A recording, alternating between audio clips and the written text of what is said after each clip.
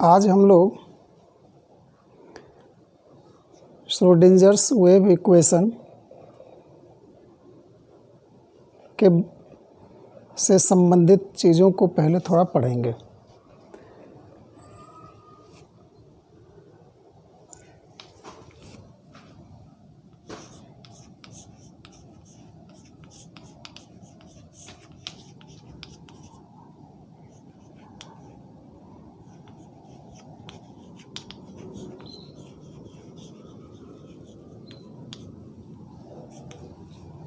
अगर तुम टॉपिक के नाम को देखो तो 3 शब्द श्रोडिंजर्स माने श्रोडिंजर का ये वैज्ञानिक का नाम है।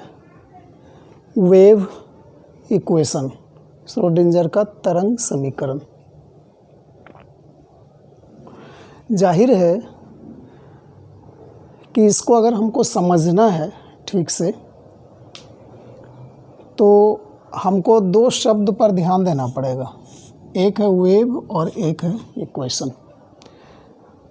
तो वेव के बारे में मैं थोड़ा सा बता देता हूँ और इक्वेशन समझने का मतलब है थोड़ा सा मैथमेटिकल बैकग्राउंड के बारे में हम लोग डिस्कस करेंगे जो इस इक्वेशन को डिराइव करने के लिए ज़रूरी होगा।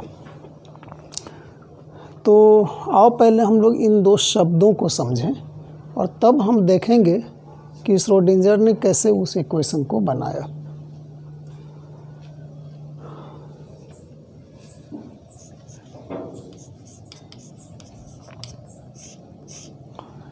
अगर तुम वेव शब्द को देखोगे, हिंदी में इसको क्या बोलते हैं? तरंग।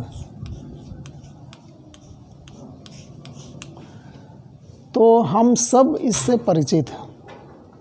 बहुत सिंपल शब्दों में समझना हो तो तुम जानते हो कि तालाब के अगर शांत पानी में हम एक पत्थर को फेंक दें तो एक लहर उठती है जो जहाँ से पत्थर ड्रॉप गिरा रहता है वहाँ से वो पूरे किनारे की तरफ इस प्रकार से ऐसे ऐसे करके आगे बढ़ती जाती है। हम उसको कहते भी हैं ये तरंग, वेव। पर अगर हम लोग थोड़ा सा और गहराई से इस शब्द को देखें तो तुम देखोगे कि प्रकृति में 3 प्रकार की तरंगें होती हैं। प्रकृति में 3 प्रकार की तरंगें होती हैं। एक होता है मैकेनिकल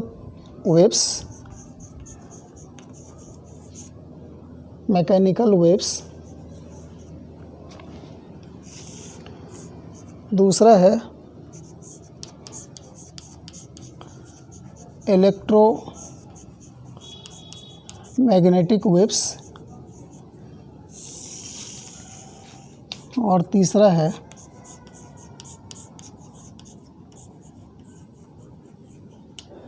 मैटर वेव्स। हिंदी में इनको क्या बोलते हैं? इनको बोलते हैं यांत्रिक तरंगें,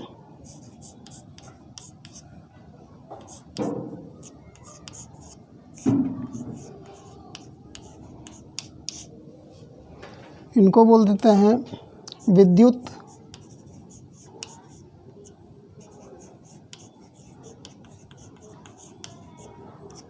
विद्युत चुंबकीय तरंगें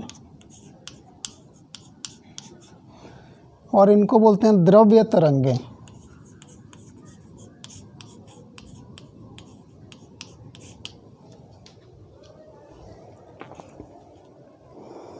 कुछ एग्जाम्पल को देखो, जैसे मैकेनिकल वेव्स क्या है, जैसे साउंड वेव,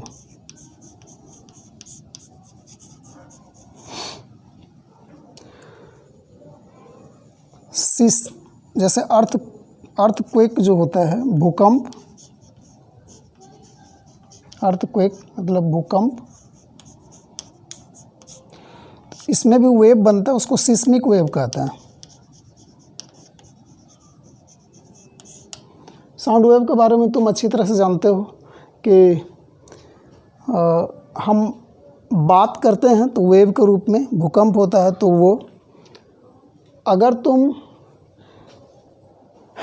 एक रस्सी ले लो या तार ले लो और उसको दोनों सिरे को अगर उसको बांध दो और फिर अगर उसमें एक सिरे में अगर उसमें कंपन पैदा करो तो वहाँ पर भी वेव गमन करती है। तो वेव इन स्ट्रेच्ड स्ट्रिंग, मतलब तने हुए तार में, जैसे वायलिन है, पियानो है, सितार है, उन सब के भी तार में जब हम बजाते हैं उनको तो वेव्स पैदा होते हैं। और सरफेस वेव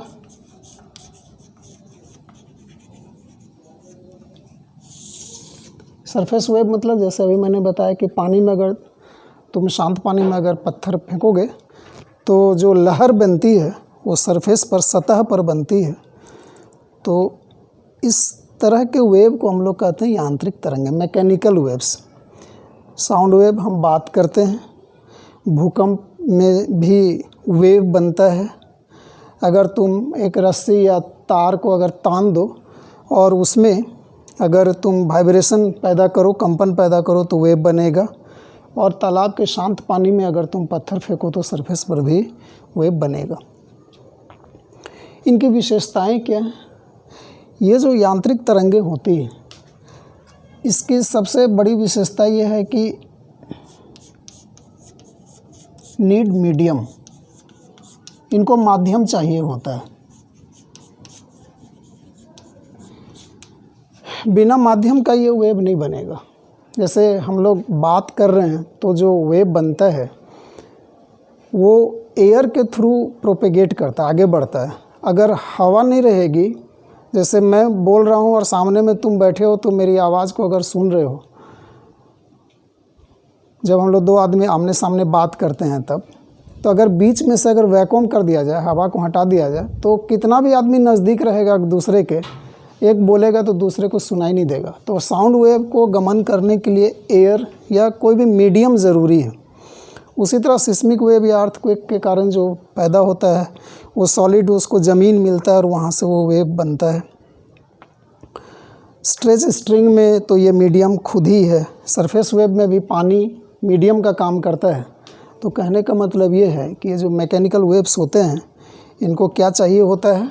माध्यम।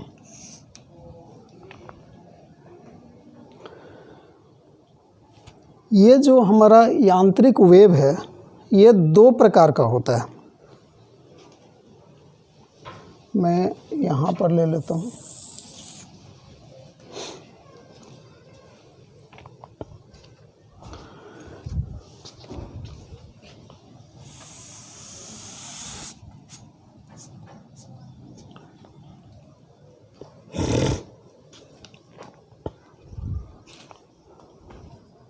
ये जो हमारा वेव होता है ये दो प्रकार का होता है।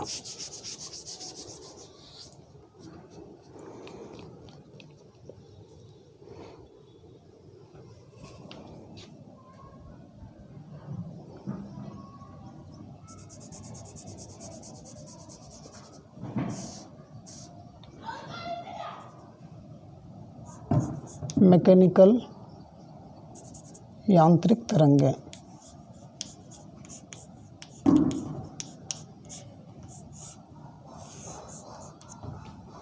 एक को हम लोग कहते हैं लॉन्गिट्यूडिनल वेव्स, और एक को कहते हैं ट्रांसवर्स वेव्स।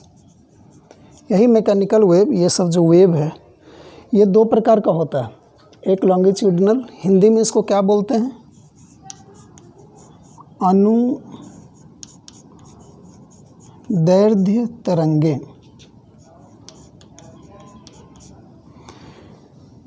और ट्रांसवर्स वेव्स को क्या बोलते हैं? अनुप्रस्थ तरंगें। अनुप्रस्थ तरंगें। अब इन दोनों में क्या फ़र्क है? इन दोनों में फ़र्क तुम देखोगे कि जो वेव बनता है उसका वो कैसे प्रोपेगेट करता है, आगे कैसे बढ़ता है, एनर्जी कैसे आगे बढ़ती है, उसके तरीके में ये फ़र्क होता है। जैसे एक रस्सी लो और उसको एक सिरे पर बांध दो और दूसरे सिरे से अगर उसको झटका दोगे तो एक लहर बनेगा ऐसा। तुम जानते हो कि पानी में भी पत्थर फेंकते हैं तो ऐसा ही लहर बनता है। वायलिन का तार को, सितार के तार को अगर छेड़ोगे तो वो लहर भी ऐसा बनेगा। लेकिन अगर मैं बात कर रहा हूँ तो ये जो साउंड वेव है, ये जो एनर्जी का प्रोपेगेशन है एयर में, वो कैसे होता है वो देखो। हवा इस तरह से कहीं पर सिकुड़ती है, मीडियम इस तरह से कॉन्ट्रैक्ट होता है, फिर फैलता है, फिर सिकुड़ता है, फिर फैलता है, और ये ऐसे करके आगे बढ़ता है, सिकुड़न और फैलन ऐसा। अगर कोई स्प्रिंग को तुम देखोगे तो उसको भी बना सकते हैं।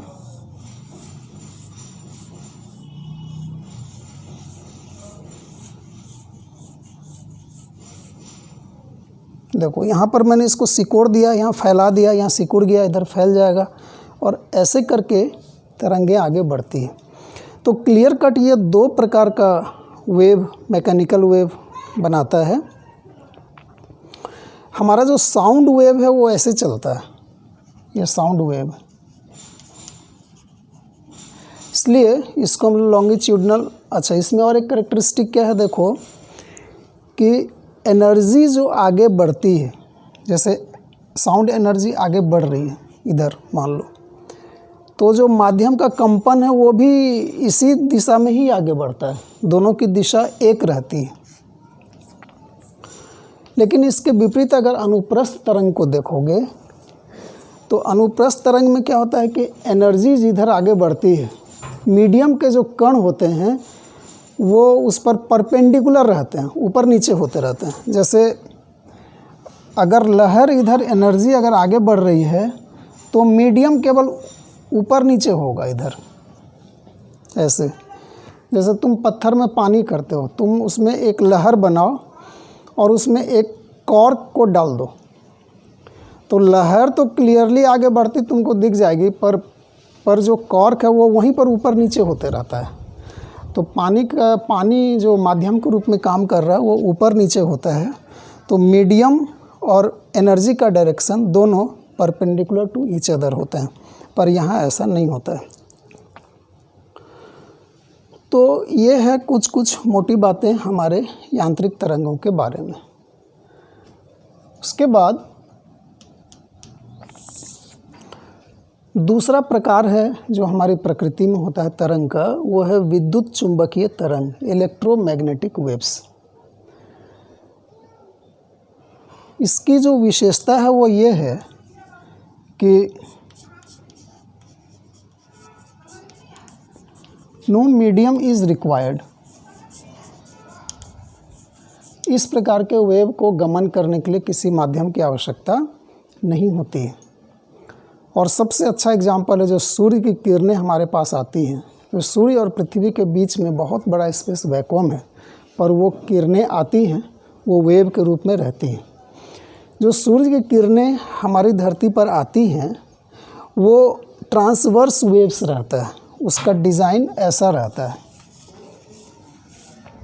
पर फिर भी एक फ़र्क महसूस करना, ये अगर मैकेनिकल वेव पढ़ रहे हो तो यहाँ मीडियम लगेगा, ये अगर इलेक्ट्रोमैग्नेटिक पढ़ रहे हो तो मीडियम की आवश्यकता नहीं है। तब भी ठीक, नहीं है तब भी ठीक, पर वो जो प्रोपेगेशन होता है वो इस तरह से होता है, उसको हम ऐसे रिप्रेजेंट कर सकते हैं।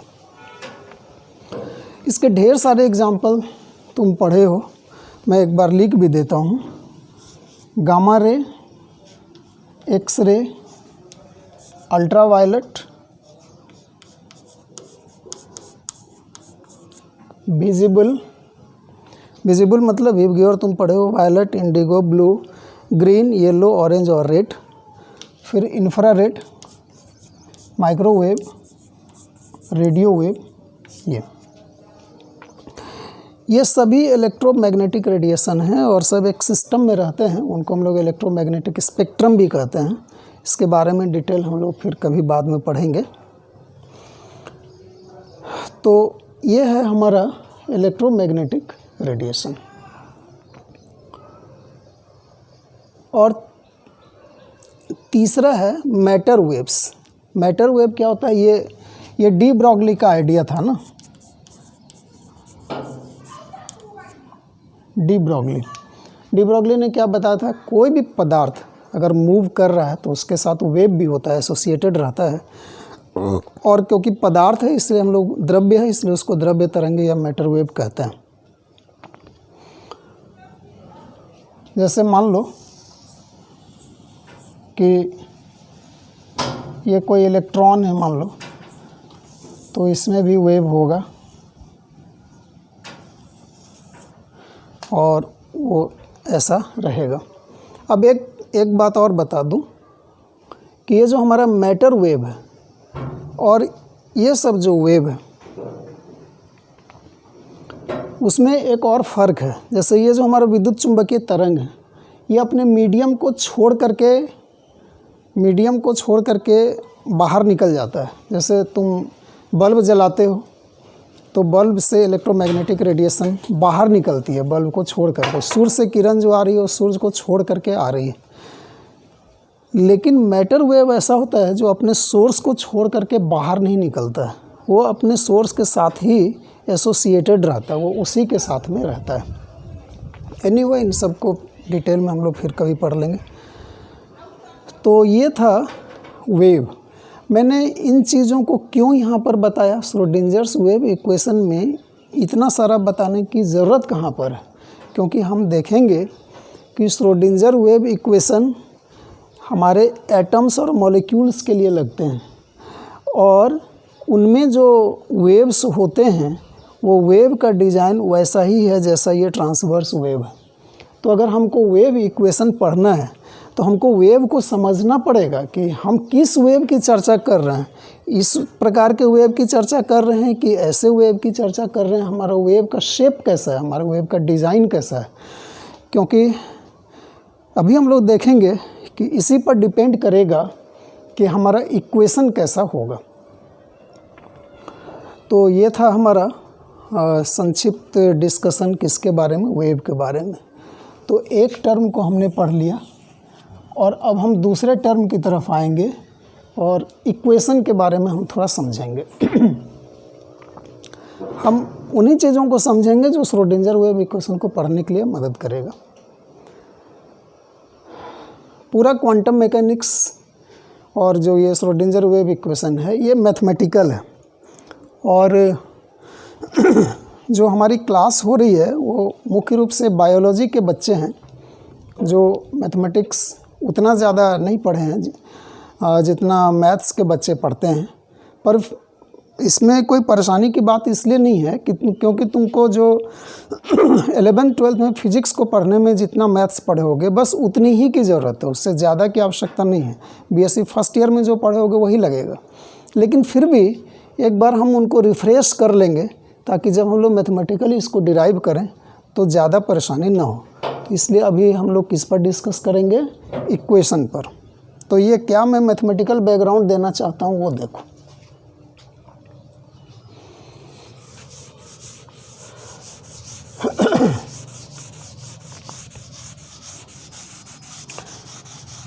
मैथमेटिक्स एक लैंग्वेज है, मैथमेटिक्स एक भाषा है। जैसे हम किसी चीज़ को कहने के लिए बातचीत करते हैं, शब्दों का उपयोग करते हैं और शब्दों के प्रॉपर उपयोग से हमको समझ में आता है कि सामने वाला क्या कहना चाह रहा है, उसी तरह से मैथ्स भी एक लैंग्वेज है। प्रॉपरली अगर हम उसके सिंबल्स को समझते हैं, उन चीज़ों, हर सिंबल एक कुछ कहती है हमसे, और अगर हम उसको प्रॉपरली समझते हैं तो हमको बात समझने में मदद मिलेगी और तब हम कहेंगे कि हम मैथ्स की भाषा को जान रहे हैं। मैथ्स की भाषा को समझना इसलिए ज़रूरी है क्योंकि अगर उसको समझे बिना अगर तुम डिराइव करना जाओगे तो चीज़ों को तुमको केवल रटना पड़ेगा और तुमको इंटरेस्ट नहीं आएगा। इसलिए हमको उसकी भाषा को थोड़ी समझनी पड़ेगी। जैसे ऐसे ही मैं तुमको बता रहा हूँ, मान लो कि मैं लिखता हूँ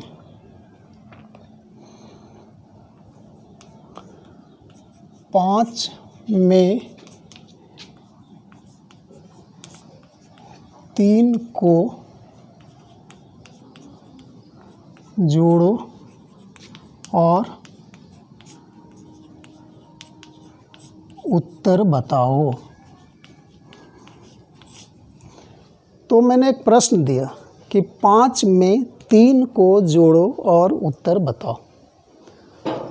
अब मैं जो यहाँ यूज़ कर रहा हूँ वो भाषा का उपयोग कर रहा हूँ, उस भाषा का जिसको हम डेली लाइफ में यूज़ करते हैं।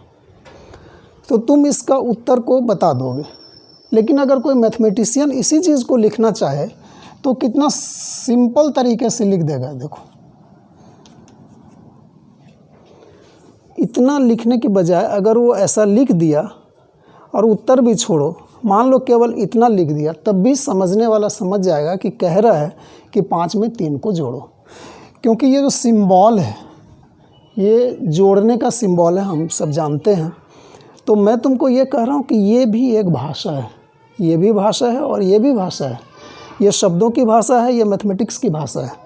तो हमें इसको समझना पड़ेगा कि ये चीज़ें क्या कह रही हैं। अगर मान लो कि कोई एलियन आता है या कोई आदमी ऐसा है मान लो कि जो बिल्कुल भी नहीं पढ़ा लिखा है, कभी भी कुछ भी नहीं जान रहा है, तो तुम उसको अगर ये चीज़ बोलोगे तो वो नहीं समझे। लिख करके दोगे कि ये क्या होगा जी बताओ, तो वो नहीं समझ पाएगा, क्योंकि वो इन चीज़ों को नहीं जान रहा है।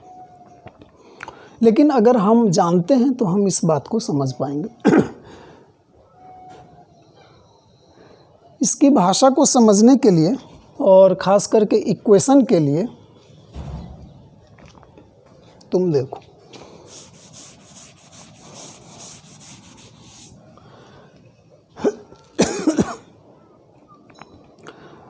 तुमने बीएससी फर्स्ट ईयर में या 11th-12th में कुछ इक्वेशंस पढ़े होंगे। अब मैं सीधा इक्वेशन पर आता हूँ। जैसे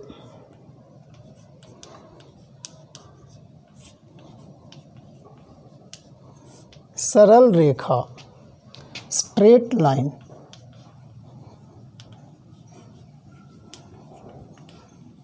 स्ट्रेट लाइन, सरल रेखा। सरल रेखा का समीकरण तुमने पढ़ा होगा कि अगर मान लो कि ये एक्स एक्सिस है और सपोज़ करो कि वाई एक्सिस है और एक लकीर मैंने ऐसे खींच दिया, ये लाइन है, मान लो सीधी रेखा है,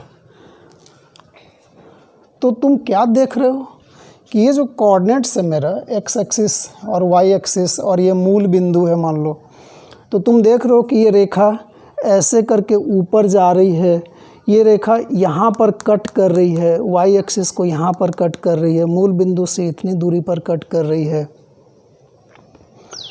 इस बात को तुम देख रहे हो।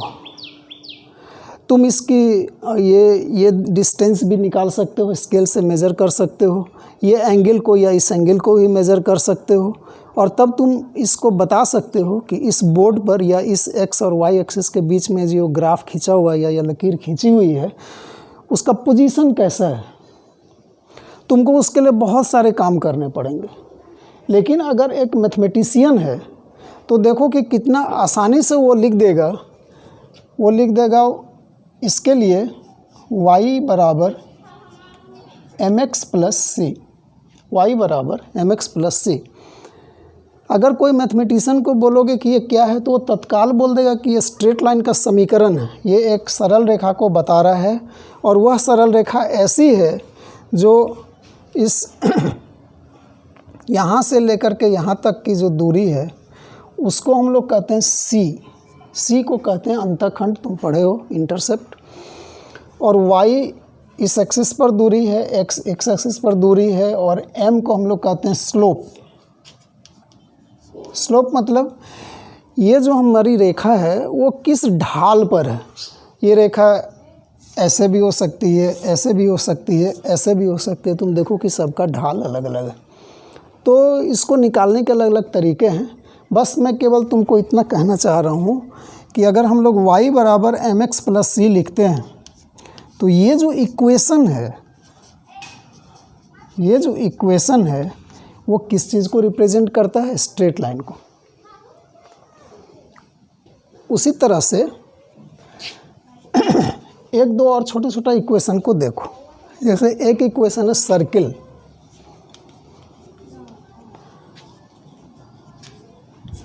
सर्किल माने वृत्त।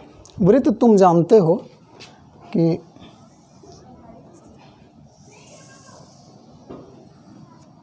जैसे ये वृत्त है, ये वृत्त का केंद्र है, ये वृत्त की त्रिज्या है।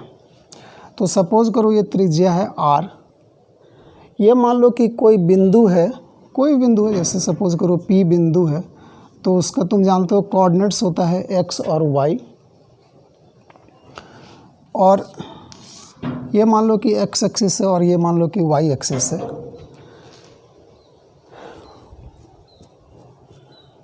तो अगर मैं यहाँ से एक ऐसे परपेंडिकुलर खींचूँ और यहाँ से इसको अगर मिला दूँ ऐसे, अगर ये एक त्रिभुज बनता है तो इसका मान हो जाएगा x माइनस ए। हम लोग बहुत ज़्यादा डिटेल में नहीं जाएंगे, बस मैं केवल जो बात कहना चाहता हूँ उसको देखो। और यहाँ से यहाँ तक की दूरी हो जाएगी y minus B, Y minus B. बहुत आसानी से समझ सकते हो, कभी फुर्सत में फिर बता भी दूंगा। अब हमारे पास x माइनस ए है, यहाँ से यहाँ तक की दूरी, y माइनस बी है ये दूरी, मान लो ये मैं यहाँ पर m लिख देता हूँ, और ये मान लो कि O है, तो OM की दूरी मालूम है, PM की दूरी मालूम है, और ये त्रिज्या मुझको मालूम है।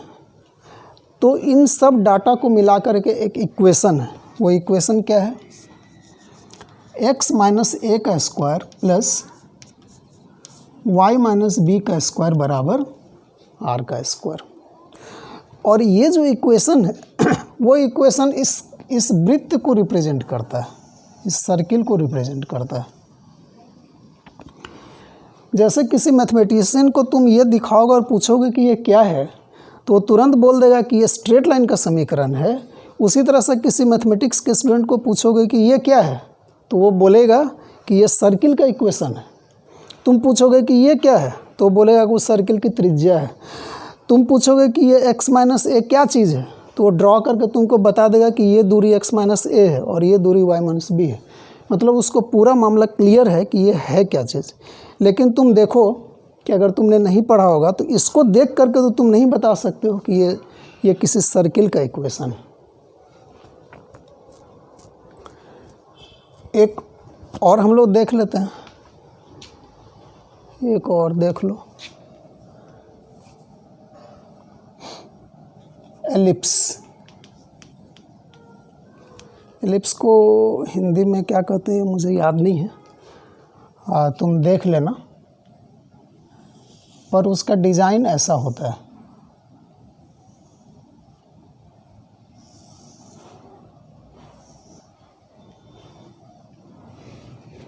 ये इस प्रकार जो अंडाकार तुमको दिख रहा है वो एलिप्स कहलाता है। तो मान लो कि जैसे इधर बढ़ा दिए x एक्सिस है, इधर बढ़ा दिए मान लो ये y एक्सिस है, यहाँ पर कोई भी बिंदु है, जैसे कोई भी वहाँ पर तुम बिंदु को सोच लो जिसका कोऑर्डिनेट्स x और y है। यहाँ से लेकर के यहाँ तक की दूरी को, या यहाँ पर एक फोकाई भी होता है ऐसे करके, उसको हम लोग कहते हैं a और इसको कहते हैं b। मतलब सोचो ये डिस्टेंस को a कहते हैं और इस डिस्टेंस को क्या बोलते हैं, b कहते हैं।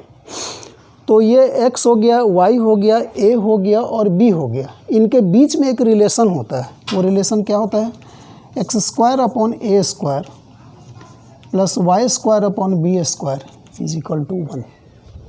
अब देखो क्या ब्यूटी है। अगर किसी को तुम बोलोगे, किसी मैथमेटिक्स जानते हुए बच्चे को अगर पूछोगे कि ये क्या चीज़ है, तो बोलेगा वो इसका इक्वेशन है, इस डिज़ाइन का ये इक्वेशन है।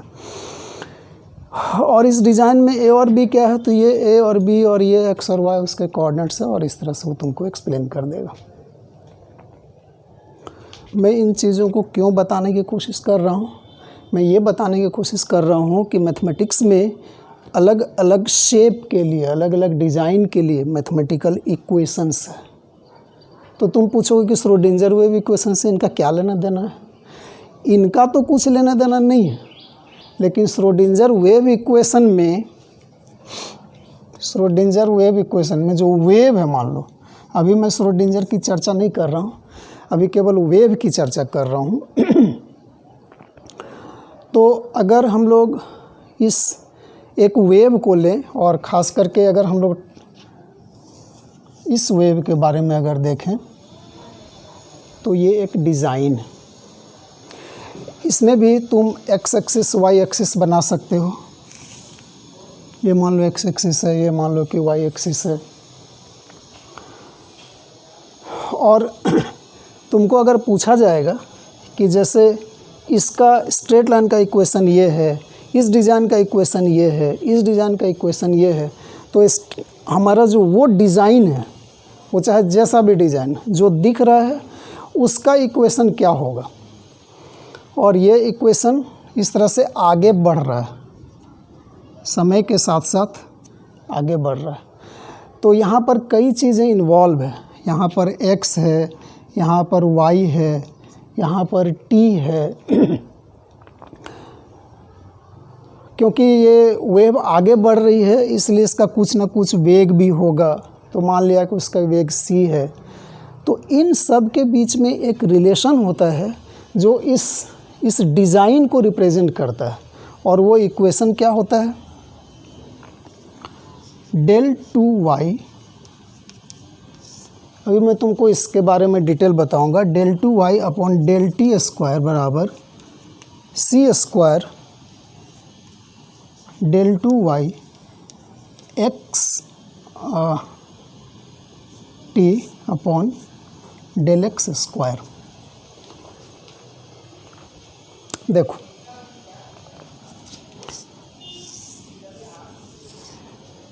ये जो भी लिखा हुआ उसको देखो। del 2y upon del t square, y के ब्रैकेट, y में एक ब्रैकेट लगा हुआ जिसमें x, t लिखा हुआ है, बराबर c square into del 2y फिर xt लिखा हुआ फिर del x स्क्वायर। तो ये जो डिज़ाइन है उसका इक्वेशन ये है। इसमें कौन पैरामीटर क्या चीज़ है उसके बारे में तो डिटेल हमको पढ़ना ही है, पर अभी मैं तुमको केवल ये बताना चाह रहा हूँ कि जब हम श्रोडिंगर वेव इक्वेशन को स्टार्ट करेंगे पढ़ना, विधिवत उसको शुरुआत करेंगे, तो हम इस डिज़ाइन के साथ में काम करेंगे। और इस डिज़ाइन का मैथमेटिकल रूप ये है।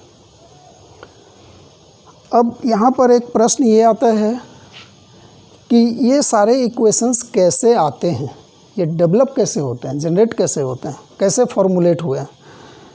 तो ये प्योर मैथमेटिक्स का चीज़ है और हम उसके डिटेल में नहीं जाएंगे कि ये इक्वेशंस कैसे बनते हैं। बस हम उसको यूज़ कर लेंगे, ये हमारा टूल्स है समझो। जैसे स्ट्रेट लाइन पढ़ना है तो इसको ले लिए, इस बात को एक्सेप्ट करते हुए कि ऐसा है। उसी तरह से जब हमको इस डिज़ाइन को पढ़ना पड़ेगा तो इसके इक्वेशन के रूप में हम लोग इसको एक्सेप्ट कर लेंगे। हाँ, ये ज़रूर है कि हम इन चीज़ों को समझेंगे, पर हम इसको एक्सेप्ट करके आगे बढ़ेंगे। हम इनको डिराइव भी कर सकते हैं, पर वो हमारे लिए बहुत ज़रूरी नहीं है। हमको इसको ले करके आगे बढ़ना है। ये इस्टेब्लिश्ड है कि अगर ऐसा कोई डिज़ाइन है, ऐसा कोई वेव है, तो उसका इक्वेशन ऐसा होगा और हम उसको मान लेते हैं और उसको ले करके आगे बढ़ेंगे और उसमें जो इन्वॉल्व चीज़ें हैं उनको हम लोग समझेंगे। तो ये मेरा दूसरा शब्द था इक्वेशन के बारे में। मैं केवल इतना कहने के बाद केवल ये कहना चाहता हूँ कि मैथमेटिक्स में अलग अलग शेप के लिए अलग अलग इक्वेशंस होते हैं। श्रोडिंगर वेव इक्वेशन में इस चैप्टर में जो जिस शेप को हम लोग पढ़ेंगे वो ऐसा शेप है और उसमें जो इक्वेशन हम यूज़ करेंगे वो ये इक्वेशन है। अब इस इक्वेशन में अब थोड़ा सा उस इक्वेशन के बारे में जो ये टर्म सब आया है उसको मैं थोड़ा सा समझा दूं, क्योंकि वो ज़रूरी होगा। उसके बाद फिर हम लोग आगे बढ़ेंगे। तो उसमें जो टर्म्स हैं, जो जिस स्टाइल में वो लिखा हुआ है उसके स्टाइल में और इन सब के स्टाइल में थोड़ा फ़र्क है। ये सब बहुत प्योर लिखा हुआ है जो तुम पढ़े हो बहुत इजी वे में कि ये सब क्या है, पर वो डिफ्रेंशिएशन या अवकलन के रूप में लिखा हुआ है, तुम जानते हो। और इसीलिए इसके पहले कि हम लोग श्रोडिंगर वेव इक्वेशन को आगे बढ़ाएं सिस्टमेटिक, मैं थोड़ा सा डिफ्रेंशिएशन के बारे में तुमको समझा देता हूं ताकि आगे तुमको मदद मिलेगी।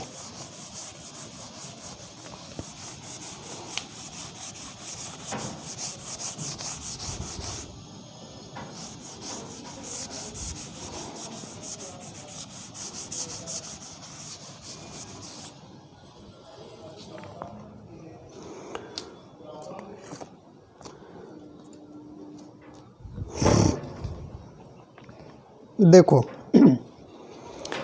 उस डिफरेंशिएशन को समझेंगे। समझने के लिए पहले हम लोग एक दो शब्द को और समझेंगे, और वो शब्द है, एक शब्द होगा फंक्शन।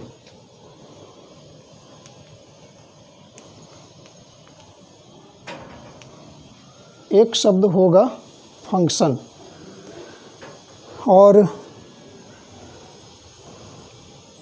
इसको फलन भी कहते हैं। और दूसरा शब्द होगा वेरिएबल्स, इसको परिवर्ती भी कहते हैं। पहले मैं तुमको ये दो टर्म बता देता हूँ, क्योंकि ये सब बार बार आएगा, और फिर अगर इसके कॉन्सेप्ट को क्लियर कर लेते हैं तो फिर समझ में आते रहेगा। इसके पहले कि इन चीज़ों को मैं बताऊं, मैं तुमको एक बार फिर से इन बातों को बता रहा हूं कि मैथमेटिक्स बहुत इंटरेस्टिंग और इजी चीज़ है, और अपने मन से मैथमेटिक्स के डर को अगर है साइकोलॉजिकली तो उसको हटाओ और एंजॉय करने की कोशिश करो। देखो कि कितना अच्छा लगेगा। बहुत सिंपल सा चीज़ है। मेरे हाथ में ये एक डिज़ाइन है, देखो ये वृत्त टाइप का है, परफेक्ट नहीं भी है तब भी तुम इसको वृत्त मान लो। तो एक सर्किल है,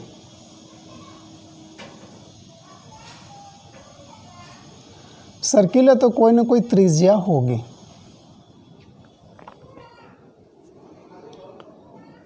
क्या तुम बता सकते हो कि अगर मैं पूछूं कि इस वृत्त का क्षेत्रफल कितना होगा?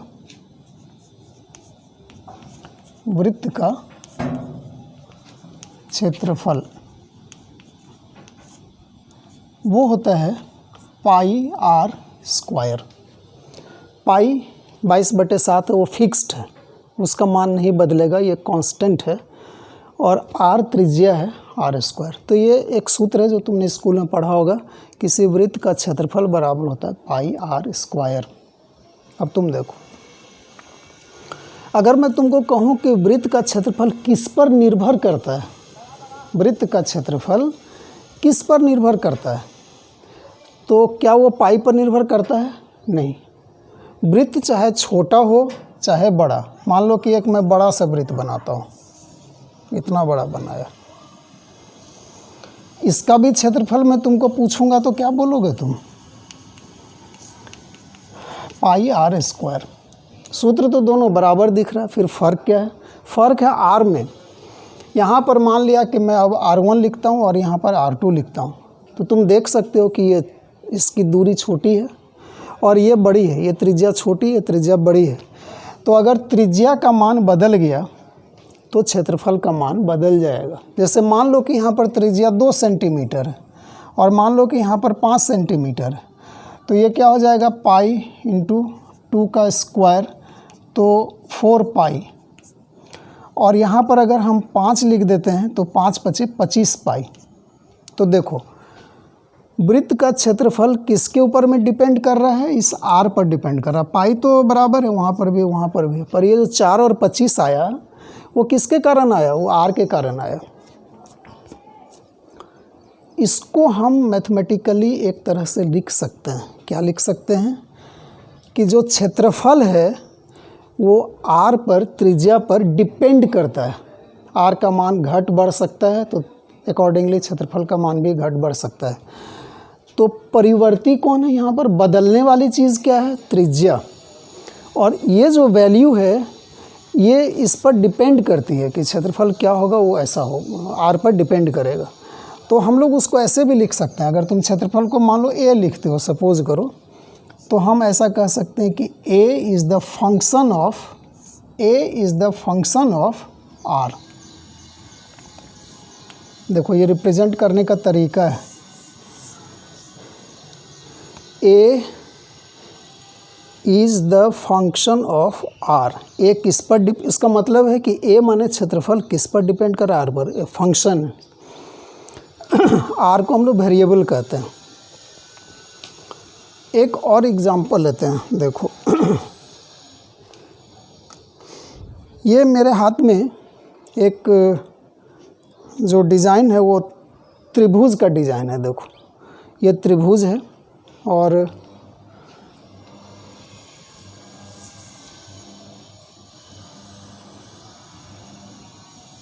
ये त्रिभुज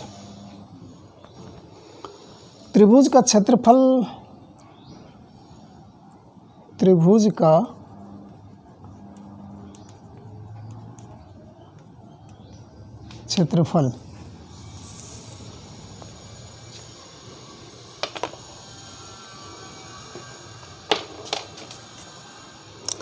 त्रिभुज का क्षेत्रफल बराबर होता है 1/2 गुणित आधार गुणित ऊंचाई। ऐसा पढ़े होगा 1/2 गुणे आधार गुणा ऊंचाई। अब यहाँ आधार क्या है, देखो अगर मैं इसको ऐसे रखा हूँ तो ये आधार है, तो यहाँ से यहाँ तक ये आधार हो गया। मान लो ये ABC है तो ये आधार हो गया। और ऊंचाई क्या होगी, यहाँ से ये हाइट जो है ये ऊंचाई हो गई। तो यहाँ से अगर इसको ले लोगे तो ये हाइट हो जाएगा। तो ये मान लो H में लिखता हूँ और ये आधार है, बेस है, तो मैं B लिखता हूँ। तो एरिया कितना हो जाएगा, एरिया बराबर 1/2 इंटू B इंटू H, 1/2 गुणित आधार गुण ऊंचाई। अब अगर मैं तुमको पूछूं कि इस त्रिभुज का एरिया किन बातों पर निर्भर करता है, तो एरिया इस दोनों पर डिपेंड करता है, B पर भी डिपेंड करता है और H पर भी। अगर मैं इसके बेस को बढ़ा दूंगा तो भी एरिया बढ़ जाएगा, इसके हाइट को बढ़ा दूंगा तो भी एरिया बढ़ जाएगा, दोनों को चेंज कर दूंगा तो भी ये चेंज हो जाएगा एरिया।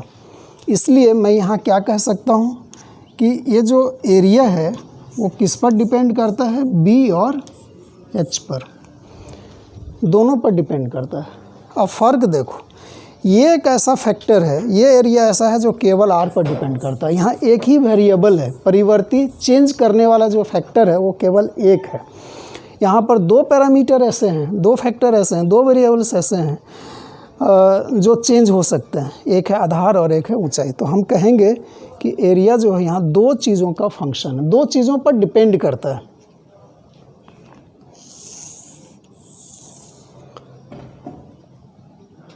एक तीसरा एग्जाम्पल लो, तीसरे एग्जाम्पल के रूप में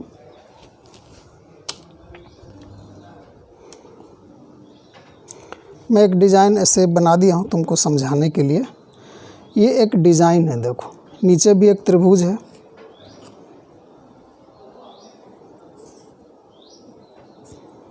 ये देखो नीचे एक त्रिभुज है, ऊपर में एक त्रिभुज है।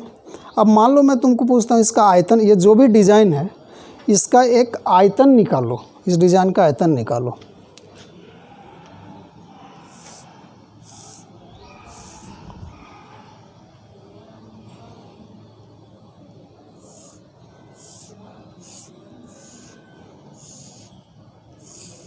मान लो मैंने ऐसे बना दिया और इसका आयतन निकालना, वॉल्यूम। तो अब इसका आयतन कैसे निकलेगा, इसका आयतन निकलेगा कि अगर हम इस नीचे वाले त्रिभुज का एरिया निकाल लेते हैं, इसका एरिया निकाल लेते हैं और ये दूरी निकाल लेते हैं, ये हाइट, तो इसके क्षेत्रफल से इसकी लंबाई को अगर इसके हाइट को अगर गुना कर दोगे तो इसका पूरा आयतन निकल जाएगा, वॉल्यूम। तो इसका क्षेत्रफल निकालना तो हमने सीख लिया है क्योंकि ये तो त्रिभुज है। तो त्रिभुज का क्षेत्रफल अभी हमने क्या देखा है, 1/2 गुणित आधार गुणित उस त्रिभुज की ऊंचाई। मतलब इस त्रिभुज की ऊंचाई माने ये वाला, ये हाइट, और एक हाइट यहाँ पर ये भी आ गया है। तो इस हाइट को मान लो मैं लिखता हूँ बड़ा वाला H, ये हाइट है बड़ा वाला H और ये हाइट है छोटा वाला H और ये है B। तो क्लियर हो गया, ये त्रिभुज है, देखो इस त्रिभुज की ये आधार है, इस त्रिभुज की ये ऊंचाई है ये वाली, या यहाँ देखो तो ये वाली, और ये जो H लिखा हुआ है, ये जो यहाँ तुमको तार दिख रहा है, इसकी ऊंचाई हम कितना भी कर सकते हैं, वो H। तो आयतन निकल जाएगा।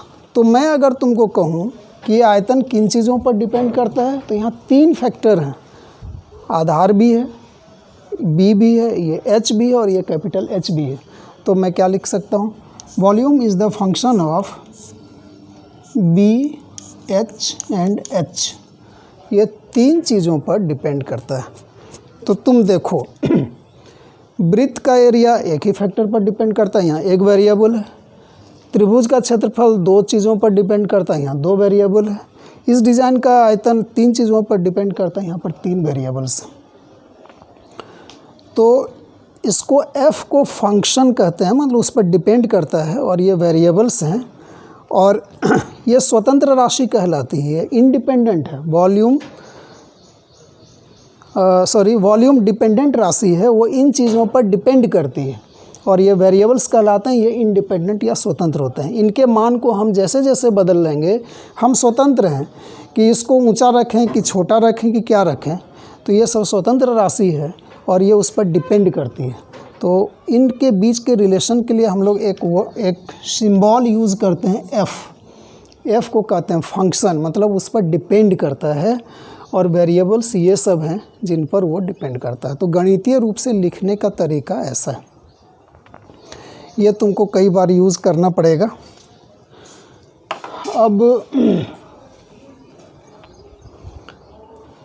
अब श्रोडिंगर वेव इक्वेशन तो अभी रहने देते हैं। ये जो हमारा वेव का इक्वेशन जो वहाँ पर लिखा हुआ है, इस वेव के इक्वेशन में अब तुम देखो,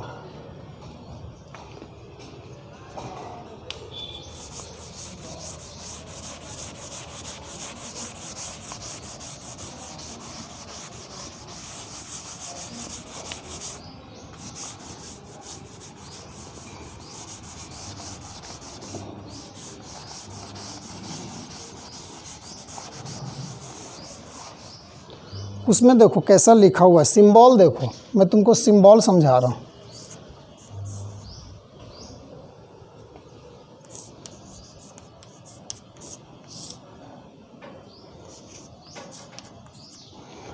ये जो कुछ भी लिखा हुआ है, जैसा भी लिखा हुआ है, इसको हम लोग कहते हैं डिफरेंशिएशन। तो अब हम लोग थोड़ी चर्चा करेंगे डिफरेंशिएशन पर। उसके पहले मैं बता दूं, अभी वेरिएबल की बात कर रहा था, फंक्शन की बात कर रहा था। तो यहाँ पर देखो ये जो y है, y के बगल में ब्रैकेट में लिखा हुआ x और t। इसका मतलब ये हुआ कि y किन चीज़ों पर डिपेंड करता है, x और t पर। ये लिखने का तरीका सिंबल है।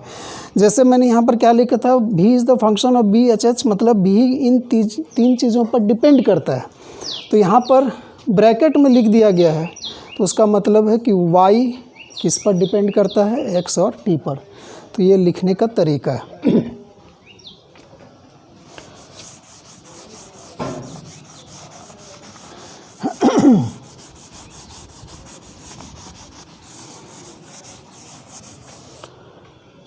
अब हम लोग थोड़ी सी चर्चा करेंगे जो हम लोग बीएससी फर्स्ट ईयर में पढ़ चुके हैं, वो है डिफरेंशिएशन।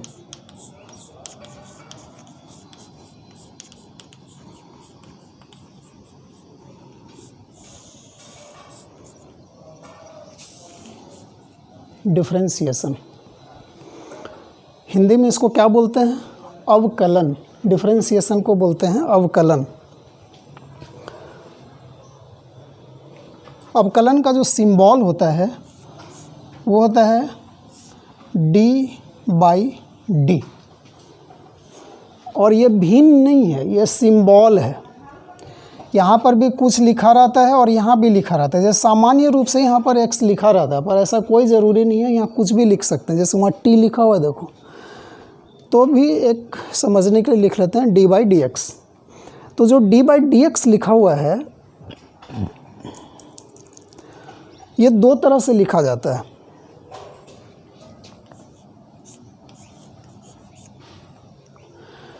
हम उसको ऐसे भी d को लिख सकते हैं और वो भी लिख सकते हैं। इसको पढ़ते हैं d, उसको पढ़ते हैं डेल। दोनों में फ़र्क है, दोनों को लिखने में फ़र्क है।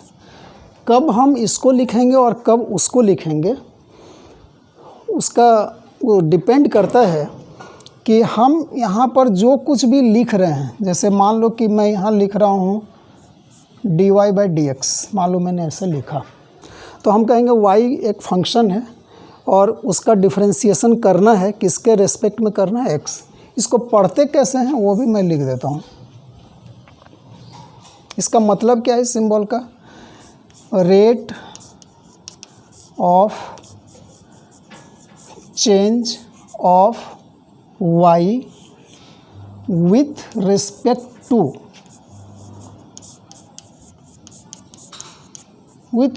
To x। इसका पूरा मतलब समझो। यहाँ पर y बदल रहा है, किसके रेस्पेक्ट में बदल रहा है, किसके सापेक्ष में बदल रहा है? x के सापेक्ष में। और उसके बदलने की दर जो भी होगी उसी को हम लोग ऐसा लिखते हैं, रेट माने दर, rate of change of y के बदलने की दर किसकी तुलना में, किसके रेस्पेक्ट में? x के रेस्पेक्ट में। तो जो ऊपर फंक्शन रहता है वो बदलता है, जो नीचे रहता है उसकी तुलना में वो बदलता है। गणितीय रूप से ये ऐसा है, हम लोग उसको एक्सेप्ट कर लेंगे। अब बात आती है y की। y या ऊपर में जो फंक्शन है, जो भी चीज़ है, वो किन बातों पर डिपेंड कर रहा है। जैसे मान लो कि मैं यहाँ लिखता, सपोज करो कि a वृत्त का क्षेत्रफल, तो वो केवल फंक्शन होता है, वो केवल किसका फंक्शन होता है? r का। ये फंक्शन होता है r का। तो हमको समझ में आता है कि a r पर डिपेंड करता है, एक ही फैक्टर पर डिपेंड करता है। जिस फंक्शन को हम डिफरेंशिएट करने जा रहे हैं, अगर वो केवल एक ही पैरामीटर पर डिपेंड करता है, तब हम सिंबल लिखेंगे ऐसा, d/dx। d/dx के बारे में याद रखना, मैं फिर पहले भी बता चुका हूँ कि ये भिन्न नहीं है, ये एक सिंबल है। वो वैसा ही सिंबल है जैसे प्लस है, माइनस है, और ये इंटीग्रेशन का है, ये अंडर रूट का है। तो ये रहता है, तुम कहते हो जोड़ो, घटाओ, गुना करो, भाग करो, वर्गमूल निकालो, इंटीग्रेट करो। तो ये सब जैसे सिंबल हैं, उसी तरह से ये एक सिंबल है किस चीज़ के लिए? डिफरेंशिएशन करने के लिए। ये सिंबल को हम दो तरह से लिखते हैं। ये सिंबल अगर फंक्शन पर डिपेंड करेगा, अगर फंक्शन हमारा केवल एक ही वेरिएबल पर बदल रहा है तो हम ऐसा लिखेंगे। वहीं पर अगर हमारा जो फंक्शन जिसको हम डिफरेंशिएट करने जा रहे हैं, अगर वो एक से अगर ज़्यादा रहेगा, जैसे मान लो कि मैं लिखता हूँ वॉल्यूम, और वॉल्यूम तुमने अभी देखा था कि b और h पर डिपेंड करता है। तो देखो, ये हमारा फंक्शन है v, इसको मैं डिफरेंशिएट कर रहा हूँ, और ये भी हमारे एक से ज़्यादा फैक्टर पर डिपेंड करता है, एक से ज़्यादा वेरिएबल पर डिपेंड करता है, 3 पर कर रहा है। तो उस स्थिति में मैं यहाँ पर del/x लिखूँगा। तो ये कब लिखूँगा और ये कब लिखूँगा, ये समझ में आया? ये मैं तब लिखूँगा जब जिस फंक्शन को डिफरेंशिएट करना है वो एक से ज़्यादा फैक्टर पर डिपेंड करता है, एक से ज़्यादा वेरिएबल पर डिपेंड करता है।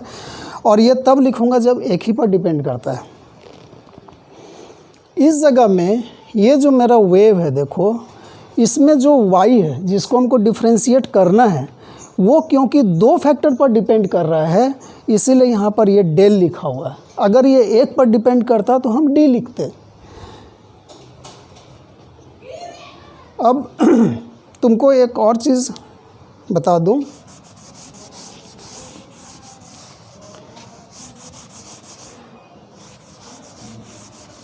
कि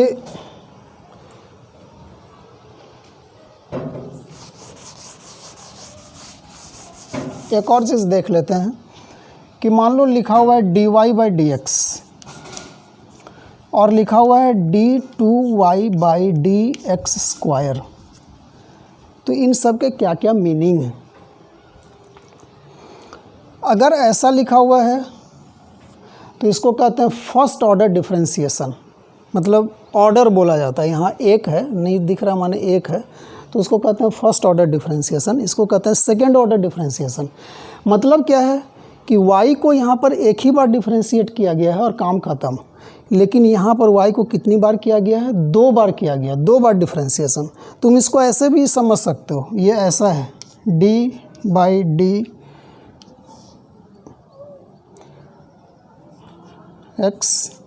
या रहने दो, कॉम्प्लिकेटेड करने की ज़रूरत नहीं। सिंपल हम लोग समझेंगे कि इसको एक बार डिफरेंशिएट किए और इसको कितनी बार किए? 2 बार। एक और चीज़ को ध्यान देना कि ये फिर सिंबल है, मतलब 2 बार डिफरेंशिएशन करने का सिंबल है। इसका मतलब dx स्क्वायर का मतलब ये ऐसा नहीं है, dx का स्क्वायर ऐसा नहीं है, ये dx स्क्वायर लिखा हुआ है ये नहीं है, ये जैसा लिखा है वैसा लिखा है, यही इसका सिंबल है। फिर तुम और एक गलती मत करना जो कर देते हो, ये यहाँ भी 2 लिखा है, यहाँ भी 2 लिखा है, देखो ये 2 d पर लिखा है और ये 2 x पर लिखा है। मैथमेटिक्स इतना प्रिसाइज होता है कि जो जैसा है वैसा है। तुम गलती से भी इसको अगर यहाँ लिख दोगे, अगर मान लो कि इसको मैं ऐसा लिख देता हूँ तो ये 100% गलत हो जाएगा, इसका कोई सेंस नहीं निकलेगा फिर। इसलिए इन छोटी छोटी चीज़ों को ध्यान देना। और उसी तरह से अगर मान लो कि यहाँ पर कुछ ऐसा लिखा हुआ है तो इसका मतलब है कि यहाँ भी 2 बार डिफरेंशिएशन किया गया है। और बस यही है कि यहाँ जो फैक्टर जो हमारा जिस फंक्शन को कर रहे हैं वो एक से ज़्यादा वेरिएबल पर डिपेंड करता है। इसको हम लोग कहते हैं जब हमारा डिफरेंशिएशन इस प्रकार का होगा तो इसको कहते हैं आंशिक डिफरेंशिएशन, आंशिक अवकलन, आंशिक अवकलन। इसका मतलब आंशिक बना है अंश से, एक हिस्से से, क्योंकि ये कई फैक्टर पर डिपेंड कर रहा है। तो हम इसको करते क्या हैं दरअसल कि एक बार इसके लिए करते हैं डिफरेंशिएशन, फिर इसके लिए करते हैं, फिर इसके लिए करते हैं, तब टोटल निकलता है। तो क्योंकि एक बार में एक ही चीज़ के लिए करते हैं, एक अंश के लिए करते हैं, इसीलिए उसको कहते हैं आंशिक। और जब सब को कर लेते हैं और जोड़ देते हैं तब हो जाता है वो पूर्ण, तो वो टोटल डिफरेंशिएशन हो जाता है। यहाँ पर क्योंकि एक ही पर डिपेंड कर रहा है इसीलिए वो इकट्ठा ही हो जाता है, एक ही साथ हो जाता है। तो ये था तुम्हारा पार्शियल डिफरेंशिएशन, आंशिक अवकलन, और ये टोटल डिफरेंशिएशन। या दोनों का फ़र्क कैसा है। और बीएससी फर्स्ट ईयर में तुम छोटा छोटा डिफरेंशिएशन पढ़े हो, उनको तुम एक बार रिवाइज़ कर लेना क्योंकि उसकी ज़रूरत पड़ेगी। और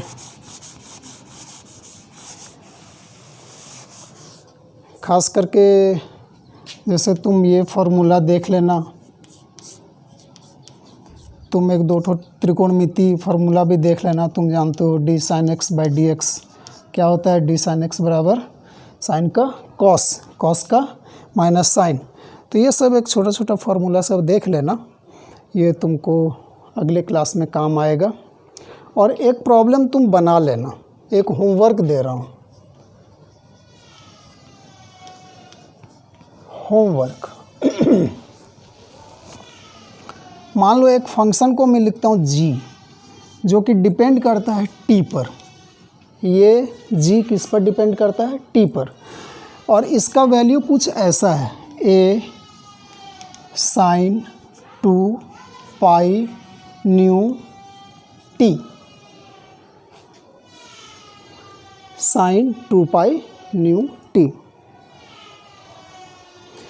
तो मान लो कि अगर कोई फंक्शन ऐसा है जहाँ पर एक कांस्टेंट है, मैं तुमको बता दूँ, एक कांस्टेंट है, इसका जो भी नाम होगा, एक कांस्टेंट है, पाई भी कांस्टेंट है, और ये न्यू को फ्रीक्वेंसी बोलते हैं, वो भी कांस्टेंट।